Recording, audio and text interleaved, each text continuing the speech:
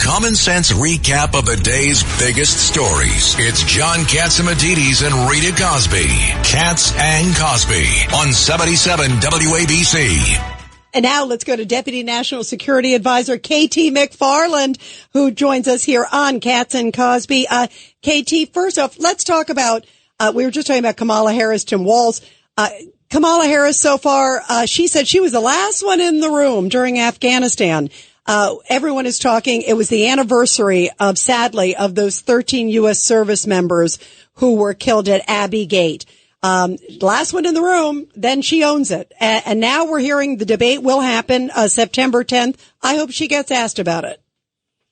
Yeah, and it's not just that she was the last one in the room. She then reiterated yesterday, that she thought President Biden made a great decision, and their decision to leave Afghanistan was perfect. You know, so not only did she fumble it at the time, but she's now doubled down on it. And there are two issues. One, we lost Americans, and there was nobody, no President Biden, no Vice President Harris, to commemorate that loss. They weren't at Arlington Memorial Cemetery. They weren't at the Tomb of the Unknown Soldier. They were not paying homage and giving their respect to the service members who died. But in addition to that, it's not just that we lost people, bad enough as that is, but that Afghanistan withdrawal marks everything after that started falling apart. After Afghanistan, Putin, within weeks, days really, started massing troops on the Ukrainian border, getting ready to invade.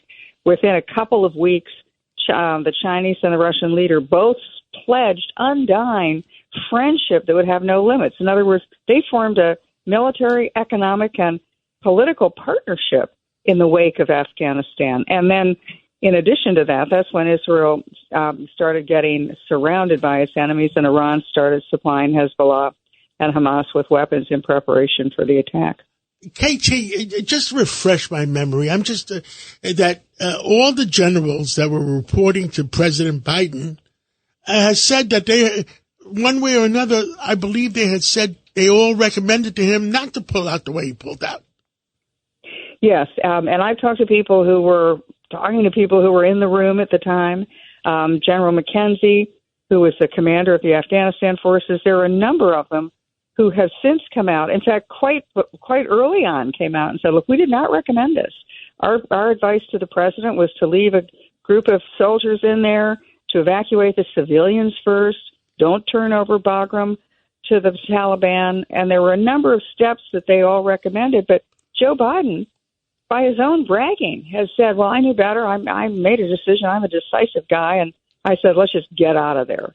And then Kamala Harris says that she thought that was a terrific decision. And yet it was the beginning of the end for American leadership in the world. He is decisive when it comes to something that's political. He just wanted to announce on the 20th anniversary of 9/11 that he was the guy who got the troops out of Afghanistan and that Trump could not.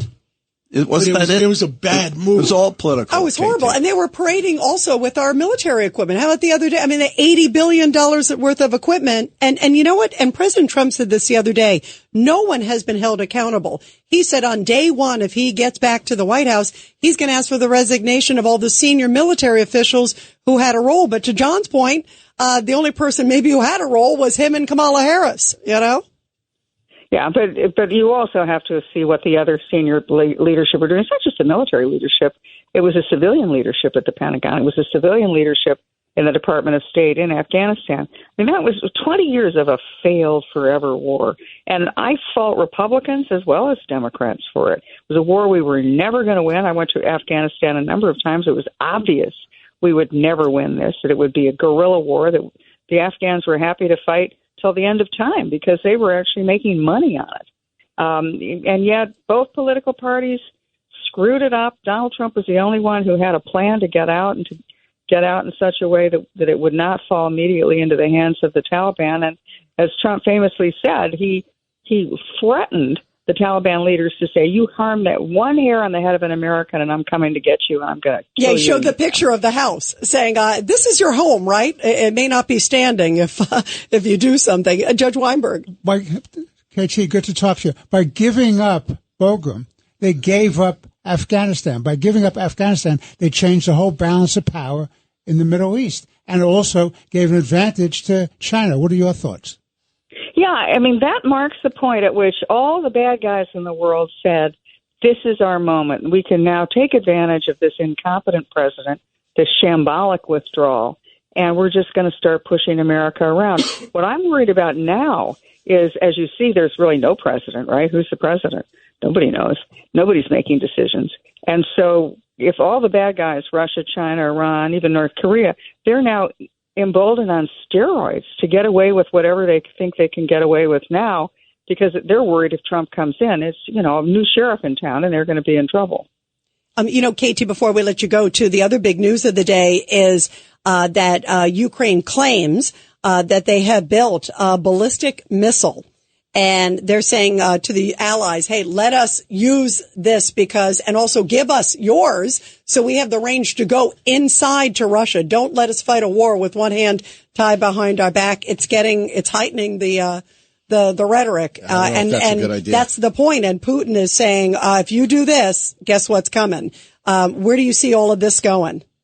Well, I just want to point out that on the anniversary of our withdrawal from Afghanistan, within several months, we had left one forever war and we got into another forever war, which was Ukraine. And yes, I mean, Ukraine has made some advances. They've done some great things. But at the end of the day, this is a war of attrition. And the country that wins the war of attrition is the larger country, the richer country, the country with more people, and the country willing to fight on. And that's, sadly, Russia. It's going to be grinding. It's going to go on forever. Are they just sucking our money out of us? Well, they know we're going to pay to clean it up.